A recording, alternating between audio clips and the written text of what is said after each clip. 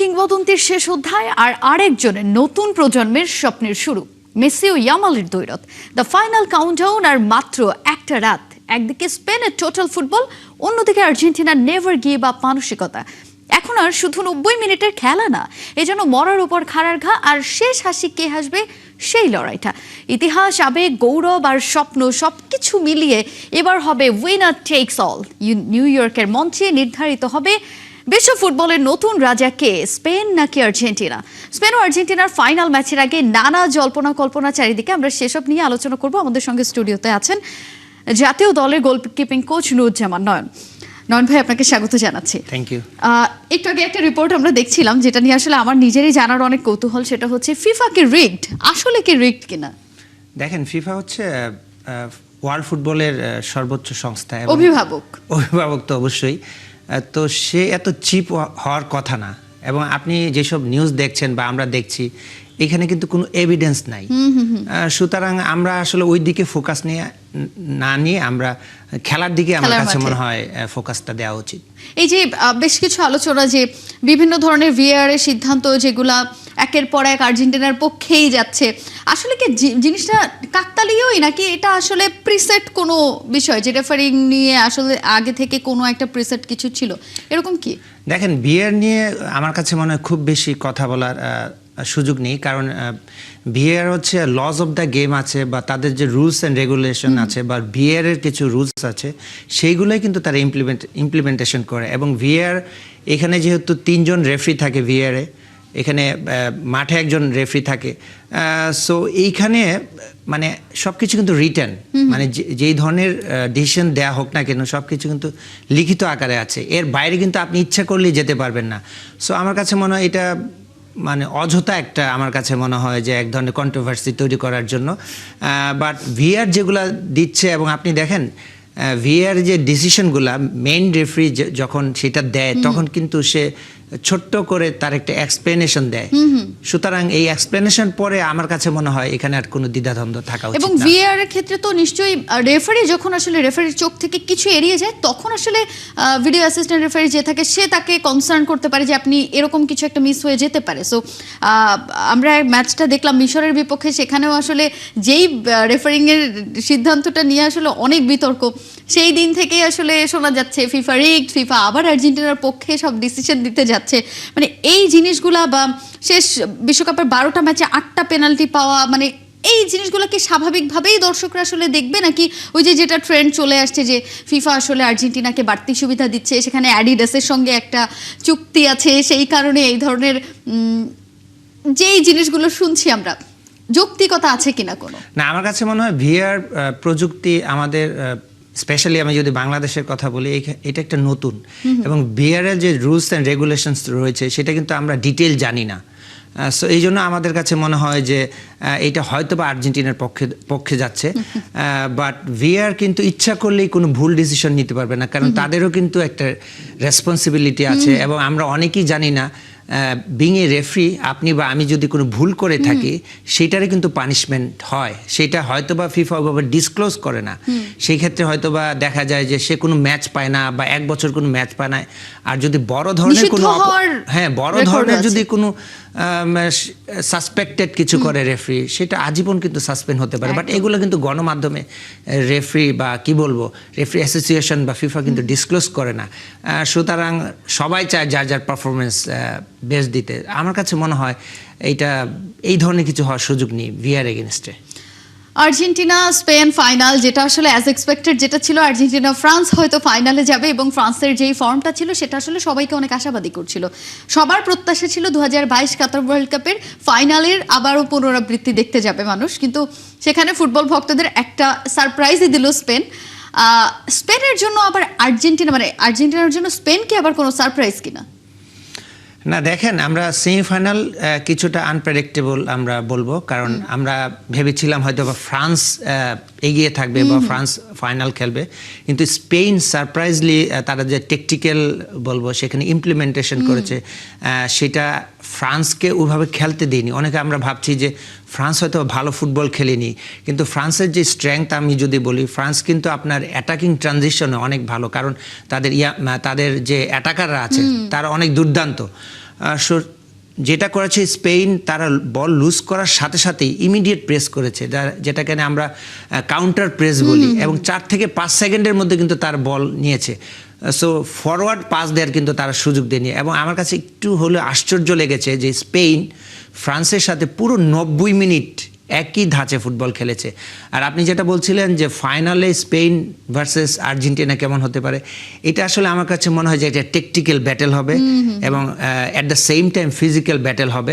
কারণ আমরা জানি যে আর্জেন্টিনা কিন্তু লো ব্লক এবং যদি তাদেরকে প্রেস করা হয় তার এগেনস্টে কিছুটা হলো দুর্বলতা রয়েছে। তো আমার কাছে মনে হয় যে স্পেন সেখানে হাই প্রেসিং ফুটবল খেলবে এবং সেখান থেকে কিভাবে তারা আর্জেন্টিনা সেটাকে মোকাবেলা করবে সেটাই আসলে দেখার বিষয়। আর্জেন্টিনা আসলে লাস্ট ম্যাচগুলোর পারফরমেন্স দেখে একটু হতাশ হতেই হয় যে একেবারে শেষ মুহূর্তে গিয়ে 80 মিনিটের পরে গিয়ে কামব্যাক করার একটা রীতিমতো একটা রীতি তৈরি করে ফেলেছে, রিচুয়ালস তৈরি করে ফেলেছে। কিন্তু লাস্ট ম্যাচটা আবার যদি দেখি ইংল্যান্ডের বিপক্ষে, সেই ম্যাচটাতে এবার আর্জেন্টিনার পারফরমেন্স যে কাউকে আশাবাদী করবে যে আর্জেন্টিনা আসলে পারফেক্ট ফাইনালিস্ট হওয়ার মতো পজিশনটা তারা রিজার্ভ করে। সেখানে স্পেনের যে একেবারে তরুণ একটা দল, লামিন ইয়ামাল, কুকুরেলা থেকে শুরু করে যারা আছে প্রত্যেকেই, দানি ওলমো, এরা আসলে প্রত্যেকেই অনেক ইয়াং। এবং আর্জেন্টিনার দলটা আবার বেশ অভিজ্ঞ একটা দল, যাদের ম্যাক্সিমাম প্লেয়ারই খেলেছে কাতার ওয়ার্ল্ড কাপে।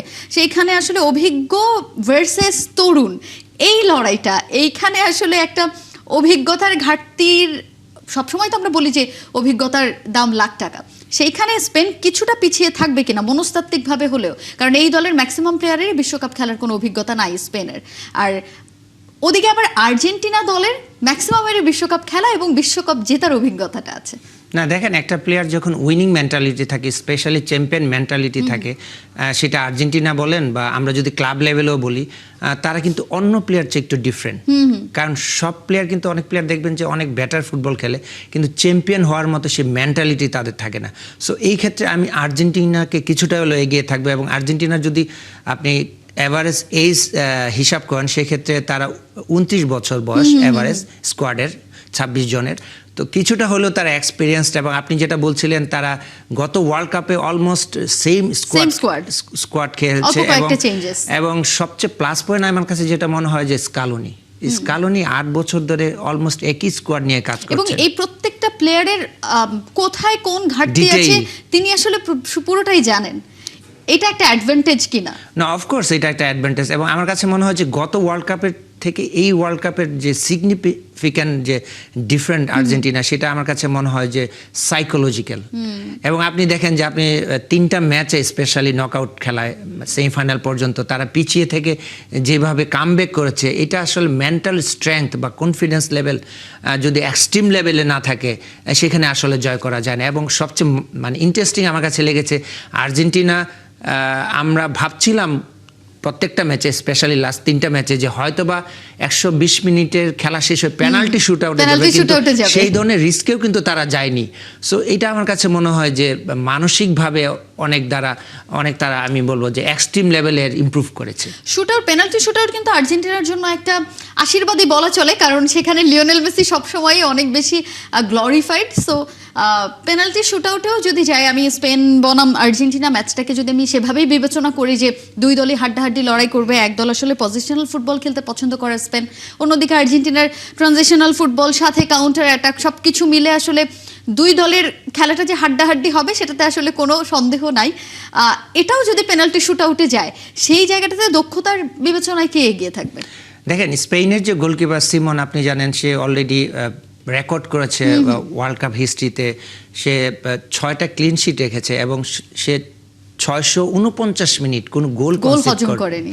সো এবং আমরা যেটা দেখেছি, সিমন আমার কাছে মনে হয় যে গোল্ডেন গ্লাভসের সবচেয়ে বেশি দাবিদার এবং সে এগিয়ে আছে। এই কারণে আমি বলবো, আপনি গত ম্যাচটা, স্পেশালি সেমিফাইনাল ম্যাচে কিন্তু তাকে বেশ পরীক্ষার মুখে আমরা দেখেছি। এবং আমার কাছে শর্ট স্টপিংয়ের যে বড় বিষয় যেটা লেগেছে, যে সে যেভাবে স্টার্টিং পজিশন, আপনি দেখেন স্পেন কিন্তু অনেক হাইলাইন ডিফেন্ডিং করেছে এবং তাদের পিছনে প্রচুর স্পেস ছিল। সো সেটা রেসপন্সিবিলিটি ছিল যে সিমন সেটাকে কিভাবে হ্যান্ডেল করে, এবং তার প্রথমার্ধে এবং দ্বিতীয়ার্ধে যেভাবে স্টার্টিং পজিশন অনেক উপরে ছিল এবং যেভাবে আপনি দেখেছেন স্লাইড করে একটা বল বের করেছে, একটা হেড দিয়ে বল ক্লিয়ার করেছে, এটা আসলে আনবিলিভেবল। এবং এইটা মনে হয় যে ওয়ার্ল্ড কাপের দুইটা বেস্ট সেভ। যদি আমরা এই জিনিসটা হয়তো ভাবে বুঝি না, যারা কোচিং রিলেটেড আছেন বা যারা টেকনিক্যাল জিনিসটা বোঝেন বা দেখেন, তারা এটা বুঝতে পারবেন যে এটা আসলে দুটো গোল কিন্তু সেভ করেছে। অ্যাট দ্য সেম টাইম আর্জেন্টিনাও কিন্তু পেনাল্টি শুটআউটে আমরা দেখেছি বেশ কয়েকটা ম্যাচে জিতেছে। সো আমার কাছে মনে হয় পেনাল্টি শুটআউট এটা অনেকটা ভাগ্যের একটা ব্যাপার থাকে এবং অ্যাট দ্য সেম টাইম কনফিডেন্সের একটা বিষয় থাকে। তো আমার কাছে মনে হয় পেনাল্টি শুটআউট এনিবডিজ ম্যাচ এবং যে কোনো দলের সেই ক্ষেত্রে জয়লাভের সম্ভাবনা থাকবে।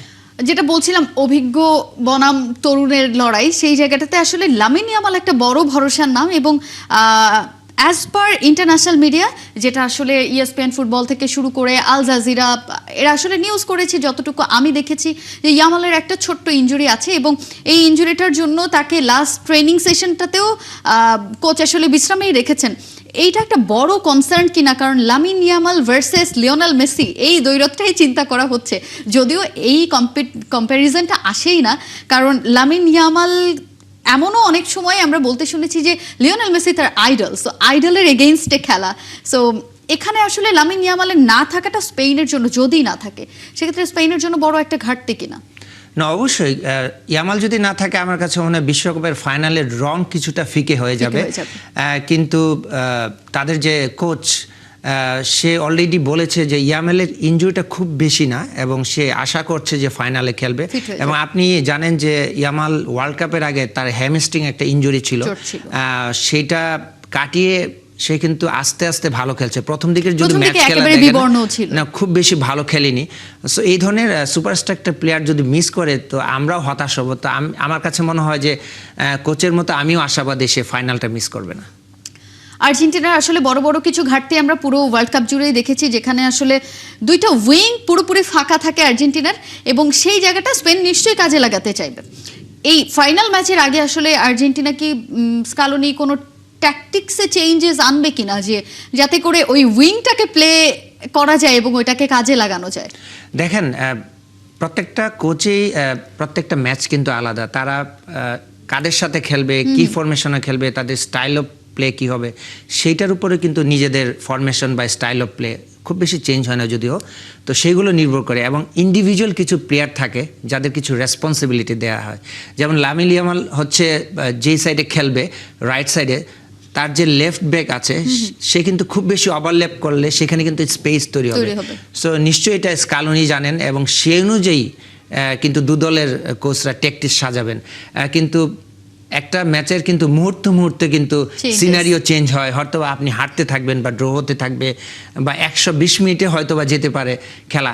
এখন নির্ভর করছে এটা আপনি সিচুয়েশন ডিমান্ড, তো সেই অনুযায়ী আসলে কোচরা ট্যাকটিক্স আসলে নির্ধারণ করে থাকেন। এই ওয়ার্ল্ড কাপে যেটা দেখা গেল যে স্কালোনির টেকনিক্যাল সাইড কিংবা ট্যাকটিক্স যেগুলো ছিল প্রত্যেকটা জায়গায় স্কালোনি হচ্ছে বেশ কিছু চেঞ্জেস এনে, লাস্ট ম্যাচটাতেও বেশ কিছু চেঞ্জেস এনে একেবারে সব কিছুকে ওলটপালট করে দিয়ে তারপরে আসলে আর্জেন্টিনা কামব্যাক করলো।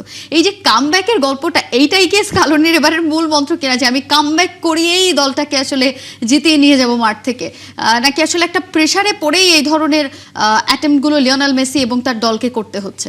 দেখেন, আমি যদি লাস্ট ম্যাচটা দেখি সেমিফাইনাল ইংল্যান্ডের এগেইনস্টে, ইংল্যান্ড কিন্তু 55 মিনিটে গোল খাওয়ার পর থেকে একটু ডিফেন্সিভ মুডে চলে যায় এবং এইটাই আমার কাছে মনে হয় ডিফেন্সিভ হয়ে খেলতে থাকে যে একটা হারার মূল কারণ ইংল্যান্ডের। এবং তখন দেখে যে স্কালোনি যেহেতু তারা লো ব্লকে যায়, সেই ক্ষেত্রে কিন্তু সে অল আউট ফুটবল খেলে এবং আপনি দেখেছেন 72 মিনিটে 3 জন প্লেয়ার আর্জেন্টিনা চেঞ্জ করেছে, তারপরে কিন্তু খুব বেশি প্রভাব বিস্তার করতে পারেনি। এবং শেষ মুহূর্তে 81 মিনিটে আপনার স্ট্রাইকারও একজন লাউতারো মার্টিনেজকে নামায়। এরপর থেকে কিন্তু আর্জেন্টিনা মুহুর্মুহুর অ্যাটাক করে এবং স্পেশালি আপনি দেখবেন যে মেসি মাঝমাঠ থেকে ফার্স্ট হাফে আমরা যেটা দেখেছি সে কিন্তু উইংয়ে চলে যায়, কারণ মেসি কিন্তু সেখান থেকে খুব বেশি শর্টসও নিতে পারছিল না বা ফাইনাল কোনো পাস দিতে পারছিল না, যেহেতু সেন্ট্রালি ব্লক করেছিল ইংল্যান্ড। তো সেখান থেকে বারবার রাইট সাইড থেকে ক্রস করছিল এবং সেইটাই কিন্তু আমরা দেখেছি যে এত ক্রস, এত অ্যাটাক তো এটা আসলে সিচুয়েশন ডিমান্ড, যার ফলে কিন্তু আমরা দেখেছি যে এত প্রেশার ইংল্যান্ড হয়তো নিতে পারেনি, তাদের অ্যাভারেজ সাইড অনেক ভালো ছিল, তারা ডুয়েলসে অনেক ভালো, কিন্তু এক্সপিরিয়েন্সের কাছে বা টেকটিক্সের কাছে আমার কাছে মনে হয় যে হেরেছে ইংল্যান্ড। পরিসংখ্যানের দিকে যদি একটু তাকাই, সেখানে 14 বারের দেখা দু দলের, এবং 14 বারের দেখায় আসলে প্রীতি ম্যাচগুলোতেই বেশি দেখা হয়েছে। তার মধ্যে সেই জায়গাটাতে আবার স্পেন এগিয়ে আছে, আবার আর্জেন্টিনা কিছুটা পিছিয়ে আছে। এই যে আর্জেন্টিনার 6টা জয়, স্পেনের 7টা জয়, একটা ম্যাচে তারা ড্র করেছে, এই পরিসংখ্যান কি এবার এই ম্যাচটায় কোনো কাজে আসবে কিনা, মনস্তাত্ত্বিকভাবেও কোনো প্রভাব ফেলবে কিনা? না, আমার কাছে মনে হয় যে বিং এ কোচ মানে আগের যে খেলা বা রেকর্ড এগুলো খুব বেশি প্রভাব পড়ে না, বর্তমান পারফরমেন্সই সবচেয়ে মানে এখানে বড় বিষয়। এবং আপনি দেখেন দুটো টিমই কিন্তু ব্যাটার ফুটবল খেলে ফাইনালে এসেছে এবং বড় বড় টিমকে হারিয়ে এসেছে। সো আমার কাছে মনে হয় এটা একটা খুব বড় একটা ব্যাটেল হবে, টেকটিক্যাল এবং ফিজিক্যাল ব্যাটেল হবে। এবং এই ব্যাটেলে গেম প্ল্যান অনুযায়ী যে এক্সিকিউশন করতে পারবে মাঠে ফাইনালে, সেই আসলে চ্যাম্পিয়ন হবে। আপনাকে অসংখ্য ধন্যবাদ আমাদের সঙ্গে যুক্ত হওয়ার জন্য। আপনাকেও ধন্যবাদ। দর্শক, আমরা কথা বলছিলাম স্পেন বনাম আর্জেন্টিনা ফাইনাল ম্যাচের আগে নানা ধরনের প্রেডিকশন এবং দুই দলের কি অবস্থা সেগুলো নিয়ে। আমাদের সঙ্গে স্টুডিওতে ছিলেন জাতীয় দলের গোলকিপিং কোচ নুরুজ্জামান নয়ন।